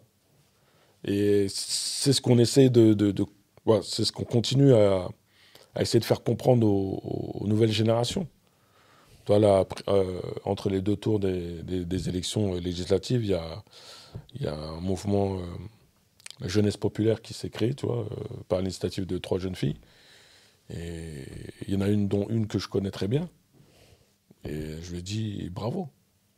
Et je me dois, en tant qu'adulte responsable ou grand frère, comme tu dis, je me dois de l'appeler, donner des conseils, la mettre en garde, d'être prévoyant. Parce que si je reste là juste à observer ce qu'ils font et attendre que ça se casse la gueule, c'est pas productif en fait, tu vois. Et on dit attention, là. Si vous voulez qu'on vous forme sur certains sujets, n'hésitez pas, on sera là. Et dernièrement, on a fait une réunion publique. Ils sont venus, ils ont kiffé. Ils ont dit ouais, on sait que c'est rare que les jeunes soient invités et autres, mais ça fait plaisir d'être sur une tribune où il y a différentes générations, différentes causes. Tu vois, et eux, de leur côté, la transmission, ça ne s'arrête plus. Tu vois? C'est comme l'exemple de certains de, de nos gamins qui bon, j'ironise, même si c'est triste dans le fond, mais qui sont devenus des experts en artifice, par exemple. Ouais, je vois. Dès qu'il y a un mécontentement, on va éclater un commissariat comme si c'était la guerre des étoiles. Et qui a été très bien illustré dans Athéna. Tu vois, bon, beaucoup de gens critiquent parce qu'ils disent ouais, ça renvoie une sale image. Mais moi, je dis attention. Puisque j'utilise beaucoup l'outil audiovisuel, moi, dans mes interventions. Je dis ça reste un bel outil, justement, pour travailler les cas de violence avec nos jeunes ou les habitants de quartier. Est-ce que c'est à ça qu'on veut arriver? Sachant que dans certains secteurs, on en est déjà à ce niveau. Déjà, ouais. Tu vois, quand j'entends le gamin de 14 ans qui est capable de mettre une balle dans la tête d'un adulte, tu dis là, on a atteint un autre level. Et ben, tu vois, ce cas d'école, ces jeunes artificiers, ces jeunes experts, je me dis, mais eux, justement, ils ont besoin d'accompagnement. Pour ne pas rentrer dans le discours sécuritaire, oui, ils ont besoin d'une rééducation, d'un cadre. Admettons, tu vois, tu les accompagnes, création d'une association junior, oui, voilà, tac. On vous accompagne. Qu'est-ce que vous voulez? Et autres, ils finissent par faire une boîte à idées, on fait un espèce de brainstorming, ils disent, ouais, voilà, nous, on veut faire ça, ça, ok, on vous accompagne, tac, tac, tac, tac, tac. Tu vois, les accompagner vers une forme d'autonomie et que, de manière à ce qu'ils puissent convertir leurs incivilités dans des actes légaux, aux yeux de la loi, qui vont hautement plus emmerder, tu vois ce que je veux dire, les pouvoirs publics, puisqu'ils se disent, ah merde. Et je dis, ah bah oui. Là, leurs revendications, elles ont été traduites par des actions associatives, et au moins là, c'est cadré, c'est clair. Tu vois? Et je donnais l'exemple du phénomène, là, puisque malheureusement, l'extrême droite a pris la confiance sur le terrain, puisque politiquement, il y a une assise, politiquement, il y a possibilité qu'il y a bascule. Donc, ceux que nos grands frères ont chassés il y a 20 ans, 30 ans en arrière, leur descendance était en veille. Et pendant ce temps, ils se formaient. Ils avaient des camps d'entraînement et autres. Mais encore aujourd'hui, il y a des camps d'entraînement. On les voit. Au cas où si demain, il y a une guerre civile. Qui va nous défendre? Nos experts en artifice? Je ne suis pas sûr. Tu vois ce que je veux dire? Parce qu'en face, on sait qu'il y a du militaire, il y a du policier, il y a du politique. Et nous, c'est pas structuré. On a peut-être des vaillants soldats, mais c'est des vaillants soldats qui agissent pas dans le bon sens, malheureusement. Tu vois? Ils sont pas organisés en plus. Ouais, ils sont pas organisés. Si dans le sale, ils sont organisés. Ouais. Tu vois? Malheureusement, là, malheureusement, ils sont organisés. Tu vois, une fois avec un groupe de gamins, je leur ai dit, alors vous êtes capable de faire des analyses d'experts financiers sur le mouvement, le nombre d'achats par jour, bim, bam, et vous n'êtes pas capable de vous organiser sur vous, votre avenir. Toi, un exemple tout con, l'outil digital. Sur un groupe de gamins, puisque je fais aussi l'insertion professionnelle, je les accompagne sur la création de leur compte Pôle emploi. Bon, c'est France Travail maintenant. Je vois, ils font la grimace. Ouais, non, c'est dur. Hein. Et je leur demande tous. Qui a Snap, qui a Insta, qui a TikTok? Ils lèvent tous la main. Je dis, vous voyez, là, ces réseaux sociaux, c'est plus compliqué que de se créer un compte sur Pôle emploi, d'envoyer votre CV, consulter les offres d'emploi et tout.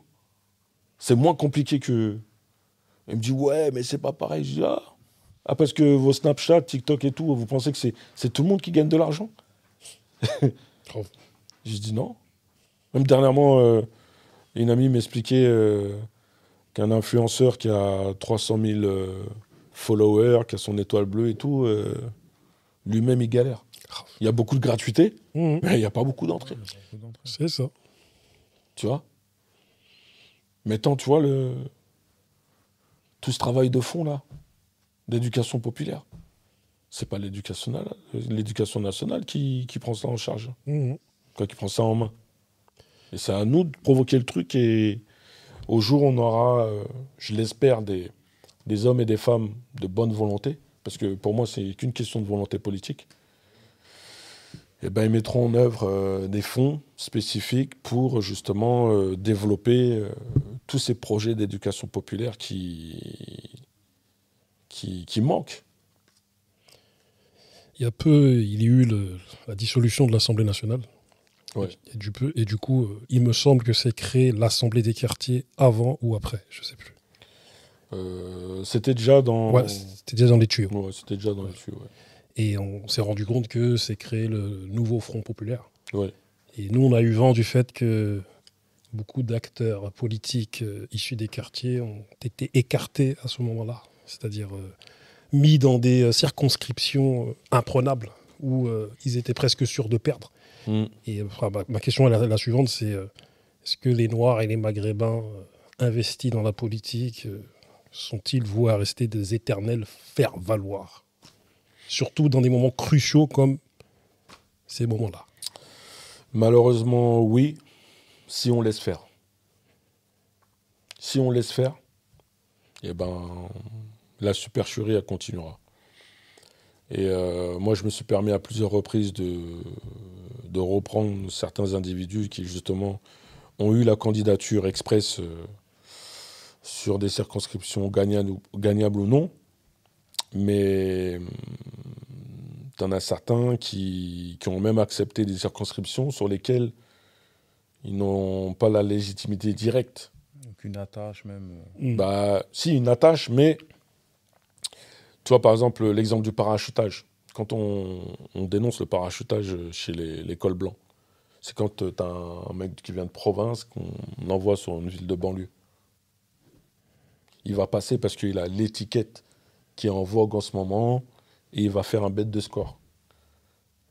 Eh ben, moi, je suis favorable parce que on ait la même critique quand il s'agit d'un Renoir ou d'un Rebeu. C'est pas parce que tu as un Renoir et un Rebeu que tu peux accepter n'importe quelle candidature dans le 9-3, 9-4, 9-5, 9-6. Non. Non, c'est pas comme ça. Je dis sur ce territoire, et le réflexe de vérifier qui est plus légitime à y aller. Tu vois? Parce que ça, c'est se mettre une balle dans le pied. Parce que politiquement, comme c'est la lecture est... Il y en a certains qui ont une bonne lecture politique et d'autres qui ont une lecture biaisée. Qui pensent que le jeu de pouvoir, c'est qu'une histoire de « ouais, j'ai fait ci, j'ai fait ça ». J'ai dit non. Je reviens encore sur la concertation. La population, est-ce que la population valide? Parce que c'est pourrait que la population ait voté pour toi parce que tu es celui qui incarne le groupe politique pour lequel ils ont toujours voté. Mais pas pour ton individu ou ton parcours personnel. Tu vois, je dis même en 2008, au municipal, je devais être tête de liste.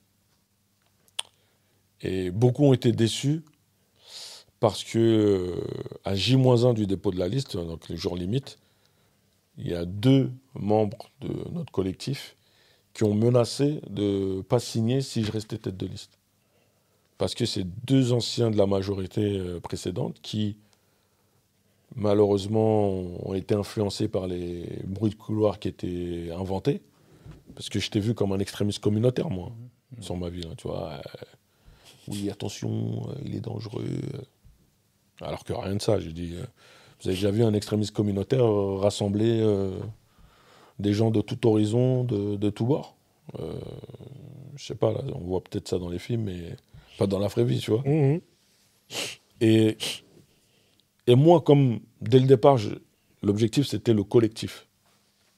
J'ai dit, bon, bah, si c'est moi le problème, ok, je me rétrograde.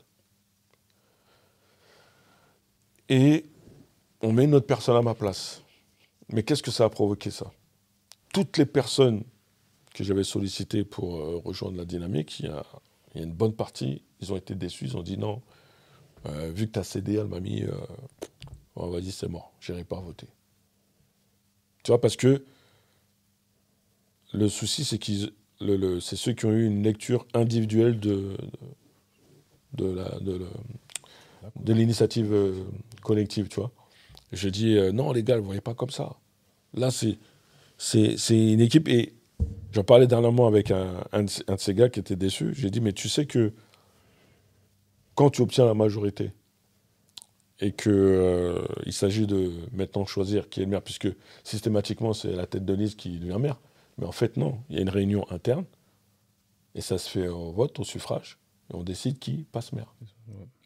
C'est-à-dire que là, on aurait eu la majorité, et ben en interne, finalement, les gens auraient voté pour que, finalement, c'est toi qui occupes, tu vois.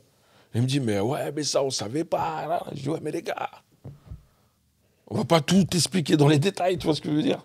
Mais mais c'est vrai que ça se passe comme ça. Ouais. Est-ce qu'à l'époque, tu n'as pas eu l'impression... Parce que tout à l'heure, on parlait de l'affiche, là. Ça, c'est un truc qui nous a marqué, je crois, dans tous les quartiers de France. Les gars de notre génération, voir un Renoir barbu, mais identifié quartier, tu vois. C'est-à-dire se lancer en politique et mettre en évidence sa barbe avec des flèches, carrément. On voit le truc, on voit les flèches. Tout ce qu'on voit, en fait, vous l'avez... Ouais, mais parce que c'était la période aussi. Ouais. On commençait à stigmatiser. Ouais. C'est ça, exactement. Coup, le moment où la barbe est arrivée aussi. Ouais. À notre époque, il fallait être soin. Grave. Rasé de partout. Ah, moi, j'ai même des oncles moi, qui me disaient rasa, c'est pas bon. Je dis, ah ouais, j'ai assumé jusqu'au bout. Est-ce que t'as pas l'impression que... Enfin, est-ce qu'on s'est servi de toi, en tout cas pour cette affiche ou même pour le parti que tu représentais à l'époque? Non, parce que lorsqu'on a travaillé sur la stratégie de com, cette proposition a été faite et je crois que je suis l'un des premiers à avoir validé. Parce que moi-même j'en jouais, tu vois. Je dis, sur ma ville, ouais, je suis vu comme ci, je suis vu comme... la preuve, je vous ai dit, je t'ai décrit comme le grand black chauve extrémiste communautaire. C'est comme ça que j'étais surnommé. Et le jour où on obtient nos 11,11%, t'as un de ces élus qui vient me voir, sans honte, et qui me dit, Monsieur Kanouté, notre bureau reste ouvert. Mais moi, c'est pas le fait qu'il me dise, notre bureau reste ouvert qui m'a fait réagir. Il m'a dit, Monsieur Kanouté. Là, il t'a respecté. Là. Il a dit, il a fait des J'ai chiffres. dit, C'est comme ça que ça se passe. En fait, il a fallu que je m'engage politiquement, je lance une initiative pour que vous m'appeliez par mon nom de famille, avec le monsieur devant. J'ai dit, OK. Et tu vois, cet exemple-là, pour revenir sur se faire respecter, respectable, je dis, voilà, un exemple. J'ai pas insulté, j'ai pas agressé physiquement, j'ai pas été, j'ai pas été arrogant, j'ai fait les choses. Et comme tu l'as précisé tout à l'heure, on se fie aux actes qui sont posés. Ça revient à la question de tout à l'heure sur ceux qui s'autoproclament leaders. Il y en a beaucoup, c'est du blabla. Mais à côté, je regarde les actes. Tout à l'heure, je te parlais des circonscriptions imprenables. Il y a un de nos gars qui... on va dire, entre guillemets, qui a tiré son épingle du jeu, c'est Ali Djouara. Et je sais qu'il y a peu, là, ils ont pris une photo là, que tu m'avais partagée. Où... Voilà, ils ont pris une photo, ils étaient à l'Assemblée, posés. Et genre, cette photo, elle a été vivement critiquée. Ils étaient sur le banc du quartier. Et genre, ils étaient posés sur un banc et en mode... nous aussi, on est là. Tu sais, je sais plus c'était quoi la légende, mais je sais que cette photo, elle a été vivement critiquée. Tu vois, je te donne tout ton avis sur la photo. Ouais, sur la photo. Non, en fait, tu as deux lectures de la photo. Qu'en as-tu pensé? En fait, c'est particulier. Parce que, après, ça dépend des contextes et ça dépend des états d'esprit des gens. Parce que le fait de dire on est là, comme le disait Almami aussi, c'est une forme de... on s'est imposé. C'est-à-dire que, quoi qu'on dise, quoi qu'on fasse, on a fait les scores qu'on a fait, on est là et on ne va pas bouger. C'est-à-dire que la posture qu'ils ont prise, ça peut être une posture aussi de confiance. On a confiance en nous, on est là. Il y a quoi? En gros, comme on dit chez nous, vas-y, tu vas faire. il y a ça. Il y a cette lecture-là que tu peux en avoir, et il y a l'autre lecture où le naturel revient au galop, et que tu vois, on n'a pas la bonne posture. Parce que selon les contextes, il y a quand même des postures à avoir. Et c'est pas d'être un vendu ou pas un vendu. Il y a des contextes, et nous, je pense qu'on est les bonnes générations de caméléons. C'est-à-dire que selon les endroits dans lesquels on est, on sait comment se tenir. Donc c'est pour ça que cette photo, elle a été vivement critiquée, c'est que tu pouvais avoir ces deux lectures-là, en fait. Et moi, parce qu'après, encore une fois, je les connais pas. Donc c'est pas des procès d'intention que je fais, mais moi j'aimais toujours un bémol. Quand je vois nos gens aller en politique ou être keuf, moi j'ai toujours un bémol, moi, parce que c'est des milieux qui me répugnent. Et du coup, quand j'en vois certains à nous qui y vont, j'attends. J'attends les actes, j'attends sur la durée. Après, je leur fais pas de procès d'intention, je les connais pas. Mais c'est vrai que j'attends. Parce que on a souvent été déçus. Surtout nous, au niveau local, où tu pousses des frères. Tu vois, là, tout à l'heure, tu parlais de liste et tout. Tu pousses des frérots, tu te mets derrière des frérots, et après, quand ils vont là-haut, ils oublient tout. Et c'est même eux qui te noient. Tu vois, moi, il y a un Renoir, un jour, qui m'a dit dans ma ville, je préfère prendre quelqu'un de moins compétent que toi. Au moins, il est honnête. Non, mais il me l'a dit. Parce qu'il m'a dit, toi, vas-y, toi, t'es une galère. T'es une galère, tu connais trop les trucs. T'es pas malléable. Exactement. Et c'est une réalité. Donc c'est pour ça que moi, je suis toujours... j'attends. Mais du coup, quel est le mode... Je sais qu'on en a parlé tout à l'heure, mais j'aimerais bien que tu me dises vraiment quel est le mode d'emploi pour ne pas devenir un vendu, un blague de service, un robot de service quand on rentre en politique. Ou un opportuniste, ouais. C'est quoi le mode d'emploi? Moi, je me réfère, tu vois, pour ce que Barbu il vient de décrire comme contexte. Moi, tout passe par l'attitude. L'attitude que tu as avant, pendant, après. Ça, pour moi, ça va de soi avec les actes que tu poses. Si avant, tu as eu des comportements, des attitudes pas très réglo, et que tu as eu une posture contraire à ce que tu as accepté là aujourd'hui, pour être là où tu es, moi, ça passe pas. Tu vois ce que je veux dire? C'est que, tu as vu, quand tu critiques, fais le bien. Mais fais en sorte que tu proposes quelque chose de concret, en alternative. Mais si tu critiques pour critiquer, et qu'au final, ce que tu as critiqué te tend une perche, tu la prends, là, il y a un problème d'éthique. Un gros problème d'éthique. Tu vois, ça veut dire même avec toi-même, oh, t'as pas honte? Moi, jamais, tu vois, depuis le début que je me suis engagé politiquement, j'ai toujours dit, jamais je ne ferai de l'entrisme. Et l'entrisme, c'est le fait que, justement, pour prendre l'exemple des Renois et des Rebeux, qui pensent que l'engagement doit passer par prendre sa carte dans un parti. Donc tu me demandes à moi de prendre ma carte dans un parti qui a contribué au contexte social que je suis encore en train de subir aujourd'hui. Je dis, mais ça va pas de ta tête. C'est pour ça que j'ai toujours prôné l'autonomie et l'indépendance. Et qu'on est en capacité de monter les échelons comme le Front National l'a fait. Ils viennent pas de nulle part. Hein. À chaque rendez-vous, ils étaient là. Ils ont été endurants. Après, ça me dérangerait de les citer en exemple d'endurance, tu vois, et même physiquement, d'évolution, tu vois ce que je veux dire. L'ancien, il a 90 ans. Bah ouais. Il est encore là. Mais les méchants vivent longtemps. Ils ont gardé leurs idées. Là, aujourd'hui, ils essayent de rafraîchir leur philosophie. Mais il n'y a que les gens naïfs qui vont tomber dans le panneau. Et d'ailleurs, c'est ce qui se passe. Tu vois, puisqu'on a même des gens de chez nous qui nous ressemblent, qui adhèrent. Pour revenir sur sa première question, la diversité d'opinion aussi, elle existe. Tu vois, t'as des gens qui sont en quartier populaire, ils veulent qu'il y ait une présence régulière de la police, même de l'armée. On en a eu plein, là, ces dernières échéances électorales. Il y en a eu plein, là. C'est ça, parce qu'on a déserté cet espace, tu vois. Des fois, moi, je le dis, tu vois, on est les premiers responsables. Mais après, il ne faut pas qu'on soit étonné que certains d'entre nous, opportunistes qu'ils sont, ne vont pas hésiter à aller, comme on dit, à la gamelle. Et faire croire que, oui, je fais ça pour... Non.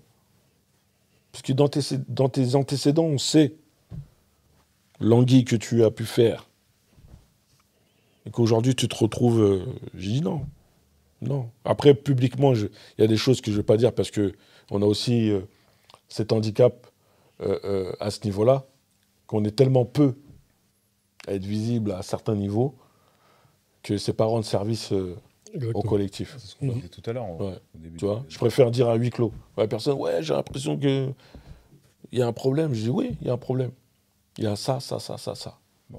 Tu sais, par exemple, là, tu vois, la question que tu me poses, tu vois, moi, dans ma réponse, je leur tire pas dessus. Ouais, non, mais c'est. Je leur tire pas dessus.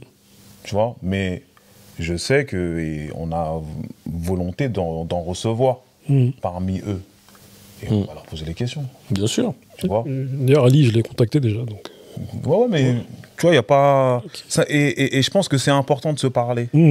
Parce que si on est vraiment dans une cause commune, une volonté commune, c'est important de se parler. Ouais, parce que les paroles s'envolent, mais les actes, c'est ancré, ça reste.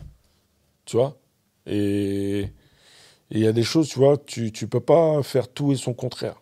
Parce que c'est trahir des convictions, c'est se payer la tête de ceux qui vont te donner la force pour justement accomplir certaines choses. Mais tu vois, même là, cet épisode, tu vois, c'était éphémère.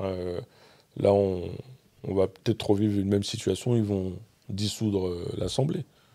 Parce que... Tout ça pour ça. Voilà. Ni de gauche, ni de droite. Tu vois. Pour finir par... C'est pour ça que moi, dans le fond, tu vois, j'ai pas peur de le dire, je suis pour une réelle révolte citoyenne. Tu vois, mais organisée, propre. Il y aura sûrement perte et fracas, mais comme je dis, ça reste du matériel, tu vois, c'est avec notre argent que tout ça est fait. Donc en vérité, on est propriétaire. Tu vois ce que je veux dire? Tu vois, souvent, on va incriminer, oui, les abribus et autres, non, parce que, oui, effectivement, brûler un abribus, les voitures de tes voisins... Depuis quand ça a fait avancer quelque chose, ça? Ben voilà, je vais te poser la question. Est-ce que ça sert, les manifs, qui après engendrent du pillage, engendrent le fait que même des jeunes frères ou des jeunes sœurs à nous se fassent gazer. Moi, j'ai beau avoir filmé certaines manifs, je ne suis pas d'accord. Je ne suis pas pour les manifs dans la mesure où ça engendre trop de désordre. Tu vois? Tu sais, si je peux me permettre, moi, je ne suis pas partisan de la manif. Je préfère l'action sur le terrain. Quand j'ai l'action sur le terrain, et tu l'as bien précisé tout à l'heure, c'est qu'à un moment donné, il faut s'éduquer. Il faut se conscientiser et se discipliner. Parce que, oui, ils vont souvent, on répond, dès qu'on casse, il y a des choses qui arrivent derrière. Mais c'est des choses éphémères. C'est juste histoire de... Tu vois, comme quand tu arrives avec le truc là pour éteindre un incendie rapide, tu vois. Mais moi, je pense qu'il faut réussir à ancrer dans la tête des gens que ça va être par les actes, par le fait de... Tout à l'heure, on parlait de transmission, on parlait de nos enfants, de transmission. C'est d'inculquer à nos enfants que les postes qu'il faut occuper, c'est ceux-là. Exactement. Parce que plus dans la machine, il y aura des grains d'une autre couleur, tu vois, et plus la machine elle va être déréglée de leur côté. Et du coup, après, tu pourras tu vois, lui donner un ordre de marche totalement différent. Et moi, je suis plus dans ce truc-là, et c'est pour ça que tu as vu, au quotidien, on fait ce qu'on fait. C'est que ça va venir des jeunes, nos enfants, ou peut-être nos petits-enfants, comme disait Almami tout à l'heure.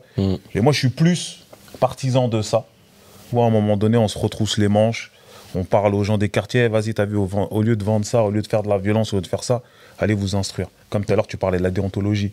Allez vous instruire. Parce que, en vrai, l'arme la plus...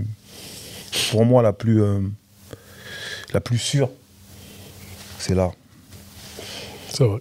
Quand tu es face à quelqu'un et que, comme Almami, il a donné un bon exemple. il est face au keuf et il leur sort leur déontologie, il ne peut pas parler. Fini. On est dans un pays, malgré tout, hein, on est dans un pays de droit, malgré tout. Ça veut dire qu'il ne pourra pas parler. Tu t'appuies sur ce que tu peux t'appuyer et tu lui dis voilà, c'est écrit là. Tu vois, on le voit au niveau du taf, par exemple. Tu vois, nous, on a travaillé dans les collectivités. Moi, souvent, je me prenais la tête, moi, avec les nôtres. Je leur disais, les gars, vous allez coller des soirées entières pour travailler à la voirie.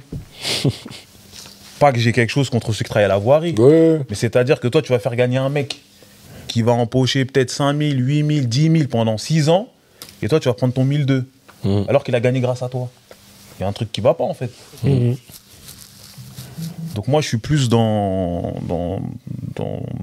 ça, cette éducation-là, tu vois, que aller casser et tout. Je trouve que sur le long terme, c'est pas si efficace que ça. La preuve, il y a eu les gilets jaunes, il y a eu plein de trucs. Les choses n'ont pas vraiment changé. Les choses n'ont pas réellement changé. Ouais. Puis tout à l'heure même, tu parlais de ceux de nos jeunes qui œuvrent dehors, dans le sombre. Comme dirait quelqu'un que nous connaissons, ils ont développé des compétences en vérité, en travaillant dans le sombre. Tu as eu même un mec qui gère à peu près toute cette organisation, c'est un PDG en vérité. Ils ont plein de... Enfin, ils ont développé des qualités, hein, de comptable, de DRH, c'est de la distribution tout ça en fait. Bien sûr. C'est de la distribution organisée, tu vois. Et, voilà. Enfin, moi, en tout cas, voilà, moi je rejoins ton propos dans le sens où je me dis que... Voilà. Mais qui leur dit? Ouais, tout à l'heure, on parlait de compétences. Ouais. Qui leur dit que, tu vois, ces compétences-là que tu utilises dans le sale, tu peux le faire dans le bien? Qui leur dit? Je te rappelle, nous, on était intervenus à la PJJ. On avait fait un tableau, tu te rappelles du tableau? Ouais, c'est ça. On avait décortiqué, on avait dit, voilà, tu gagnes ça, tu gagnes ça, Ouais, tu gagnes tant. tu gagnes tant. Regarde, si tu fais ça, tu vas gagner tant, plus sécu, plus vacances, plus... Mais qui leur dit? C'est vrai qu'il y en a peu. Quand tu dis à un petit que tu restes posé là, allez, tu touches 100 balles, midi à minuit. Mais quand en fait, en vérité vraie, tu te fais aller le même, comment dire, tu te fais moins d'argent que nous qui travaillons dans le légal. C'est-à-dire, nous, on est à 10 euros. Voilà, moi, je travaille dans une collectivité territoriale. Je dois être à 9 euros et quelques par heure. Bah, le petit, en fait, il touche moins en faisant un travail plus risqué. Et des fois, même, il y en a, ils touchent 50 euros pour midi à 20h. Je dis, mais mon frère, tu te prends midi à minuit, tu te prends une carotte phénoménale. Ça me fait penser à un ancien grossiste qui a fait une belle reconversion.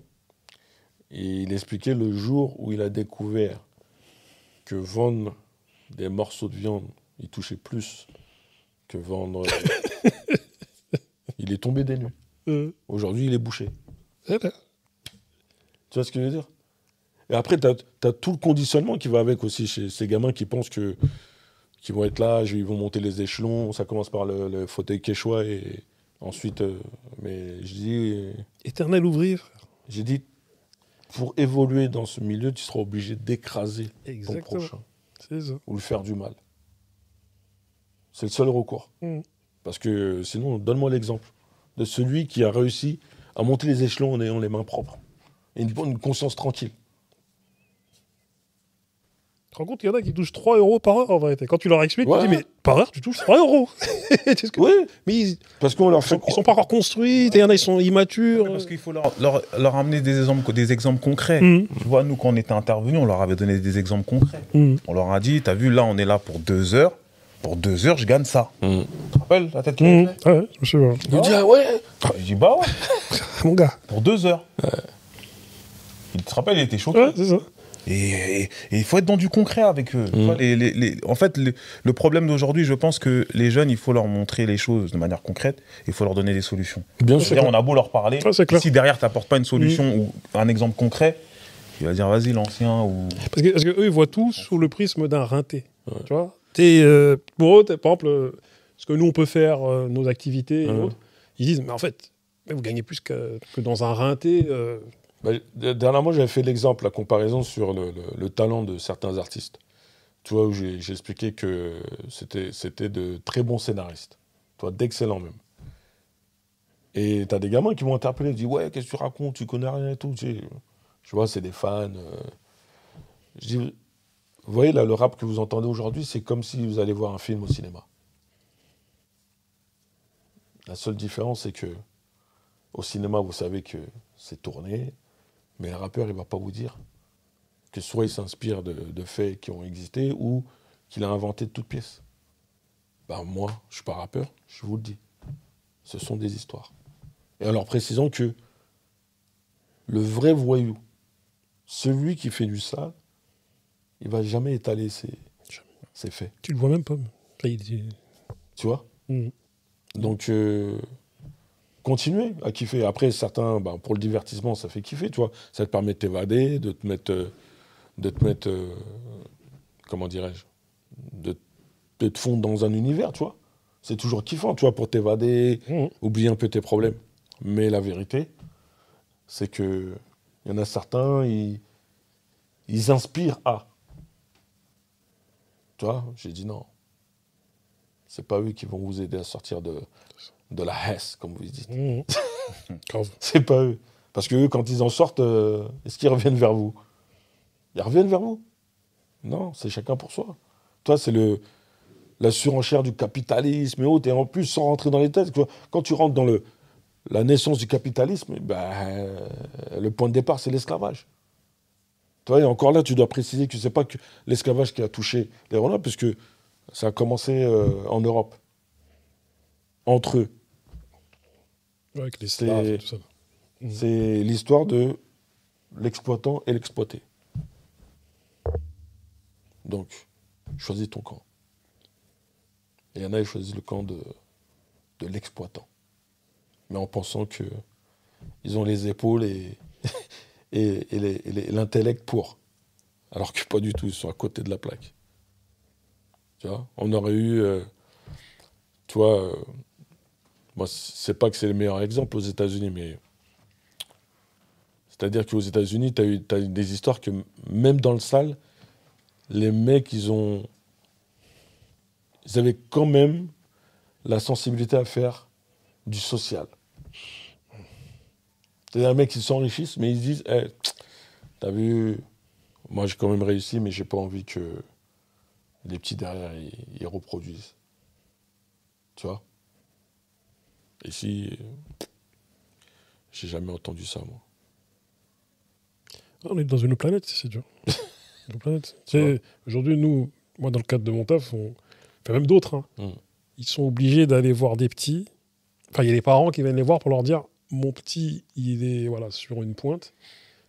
Il veut sortir, mais on le menace pour qu'il reste. Et le petit, en fait, ils sont dans une espèce de fantasme.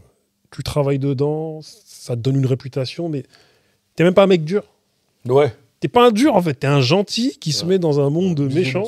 Et t'es un bisounours, c'est obligé d'appeler ta mère, qui va appeler d'autres personnes pour venir te sortir de là.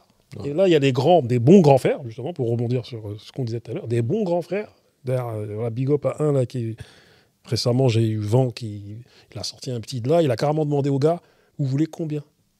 Et il a payé les gars pour que le petit sorte. Et la famille le rembourse petit à petit. Et franchement, j'ai eu la larme à l'œil quand j'ai eu vent de ça. J'ai dit, lui, c'est un bon, lui. Ouais. C'est un bon. C'est méga triste. Tu vois. Mais c'est triste. C'est triste. Voilà. C'est un petit dont il a une carrière un peu dans le foot et il peut. Ouais. Et il a dit, vas-y, je vais te sortir de là. Sa mère, elle est venue. Et voilà. J'ai dit, un bon. Et ça, c'est à qui, normalement, de faire le rôle du fameux grand frère?